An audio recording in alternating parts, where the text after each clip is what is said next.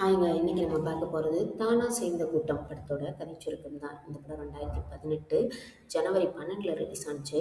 படத்துடைய டைரக்டர் விக்னேஷ் சிவன் அவர்கள். Music director பார்த்தீங்கன்னா, அனிருத் ரவிச்சந்தர் அவர்கள். இந்த படத்துல சூர்யா, கீர்த்தி சுரேஷ், ரம்யா கிருஷ்ணன் இவங்க எல்லாரும் நடிச்சிருக்காங்க. படம் எப்படின்னு பார்த்தீங்கன்னா, 1986, 87 கட்டத்துல உள்ளது மாரி நம்மளுக்கு வந்து காமிக்கிறாங்க. அரசியல் சாரி எதுல கவர்மெண்ட் வேலை பார்க்கணும் அப்படின்னாலே அரசியல்வாதிகளுக்கு வந்து நிறைய ஊழல் பணம், அதாவது இதில் கையூட்டு கொடுக்கணும் அப்படின்ற மாதிரி வச்சுதான் இந்த படம்.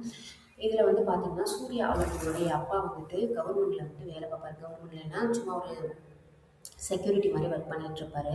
அப்போ தன்னுடைய பையனுக்கு எப்படியாவது கவர்மெண்ட் வேலை வாங்கி கொடுக்கணும் அப்படின்னு நினைப்பாரு. அவருக்கு பார்த்தீங்கன்னா, சூர்யா அவர்களுக்கு சிபிஐ ஆகணும் அப்படின்றது ஆசை.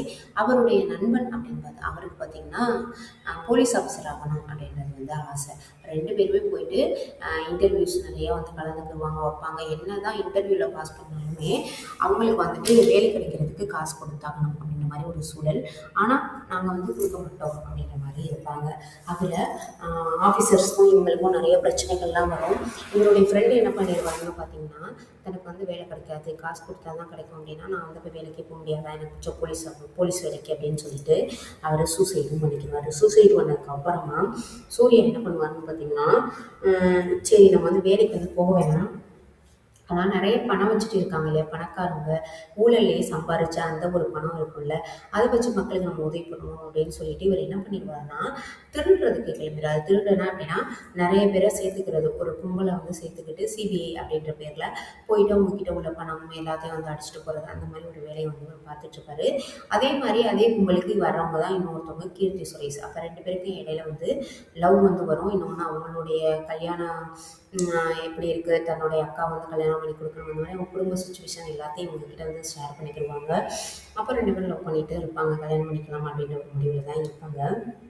இதில் பார்த்தீங்கன்னா, இவங்க போய் திருடுற அந்த அவங்கவுங்க வீடு இருக்கு இல்லையா, அரசியல்வாதிகளுடைய வீடு, அவங்க பதுக்கி வச்சிருக்கிற விதத்தெல்லாம் பார்க்கும்போது நம்மளுக்கே ஒரு மாதிரி இருக்கும். என்னடா இது ஃபோட்டோக்குள்ளே வச்சுருக்கீங்க, பரண் வச்சுருக்கீங்க காசு, இவ்வளோ பணத்தை வச்சு என்னடா பண்ண போகிறீங்க அப்படின்ற மாதிரி தான் இருக்கும். அப்படி தானங்க உண்மையிலே நடக்குது.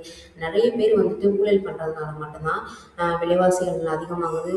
நார்மலான ஒரு பீப்புளால், மிடில் கிளாஸ் ஃபேமிலியை நடத்துறதே ஒரு கஷ்டமாக இருக்குது இல்லையா, அந்த மாதிரி தான் அந்த படத்தில் வந்து காமிச்சிருப்பாங்க.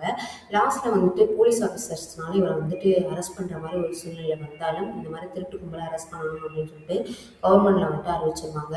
அப்போ கும்பலை வந்து பிடிக்கணும் அப்படின்னு சொல்லி போனாலும், அரெஸ்ட் பண்ணாலுமே சூர்யா அவர்களுடைய அந்த ஒரு நல்ல குணம் வாங்கி இவர் வந்து பதுக்கலாம்னு நினைக்கல. இவர் வந்து மக்களுக்கு உதவி பண்ணணும்னு நினைக்கிறாரு. அந்த ஒரு விஷயம் எனக்கு பிடிச்சிருக்கு அப்படின்னு சொல்லிட்டு அவரை வந்து ரிலீஸ் பண்ணுற மாதிரி இந்த படத்தில் காமிச்சிருப்பாங்க.